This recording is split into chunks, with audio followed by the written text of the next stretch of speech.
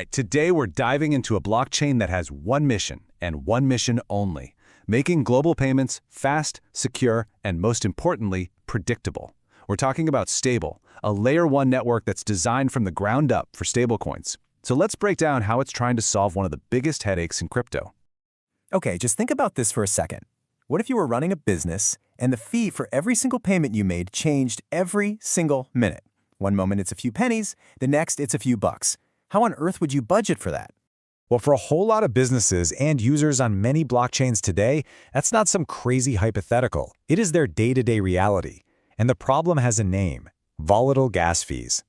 And that right there is the big problem we're diving into today.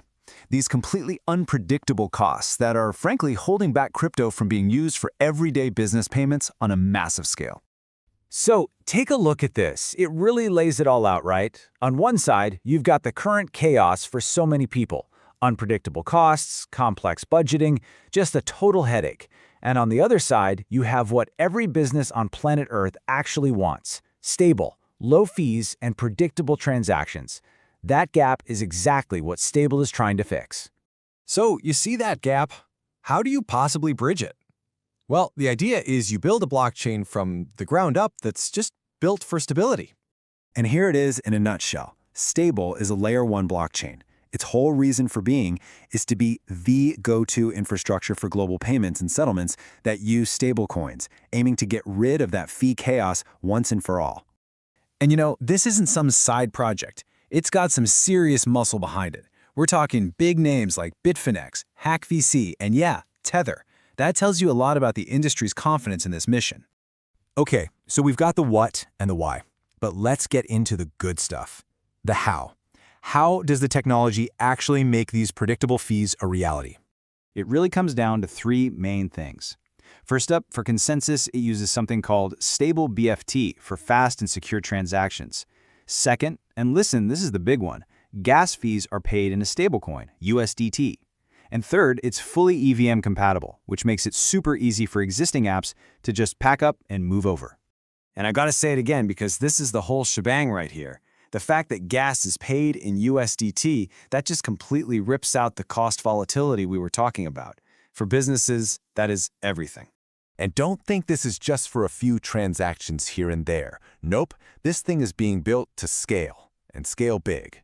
We're talking a target of over 10,000 transactions per second. That's enterprise-grade stuff, designed to handle huge demand. Okay, tech is cool, theory is great, but where does the rubber actually meet the road? Who is this for? Let's talk real-world use cases. Well, the primary uses are pretty much what you'd guess for a network that's all about predictability. We're talking huge corporate payments, international remittances where every penny counts, and even settlements between fintechs and banks. But think bigger for a second. This could unlock things like micropayment services or global subscription models that just aren't really feasible when your fees are all over the place. All right, we've covered the tech. We've covered who it's for. Now let's zoom out and get the big picture. We need to talk about its token, who it's up against, and yeah, the risks involved. Just to give you a quick snapshot of where it's at right now, the market cap for its native token, Stable, is sitting around $120 million. So you might be thinking, wait a minute, if gas is paid in USDT, what's the Stable token even for? And that's a great question. It's actually not for paying fees. It's for everything else that keeps the network running: staking to keep it secure, voting on big decisions, and rewarding the validators who do the hard work. It's all about running the network, not paying for transactions. This is where you really see how Stable is trying to carve out its own space. You look at it next to giants like Solana, Stellar, or Algorand, and the difference just jumps out at you. They all use their own native volatile tokens for gas. Stable? Nope. It's all about using USDT for payments in an EVM world, laser focused on one thing: stablecoin transactions. So let's just hammer this point home. That predictable gas fee in USDT, that's not just some nice feature, it is the key differentiator. For the kind of global businesses and fintechs it's going after, this is a massive, massive advantage. But look, let's be real. No project is a sure thing, and we have to talk about the risks. First off, its success is totally tied to USDT. If anything happens to USDT, from regulation to a tech issue, Stable feels that pain directly. That's a huge dependency. Then you've got the competition. It's a brutal space with other fast L1s fighting for market share. And of course, regulators are looking very closely at stablecoins right now. On top of all that, you have the usual tech and security hurdles that come with any new blockchain. So when you boil it all down, what's the takeaway here?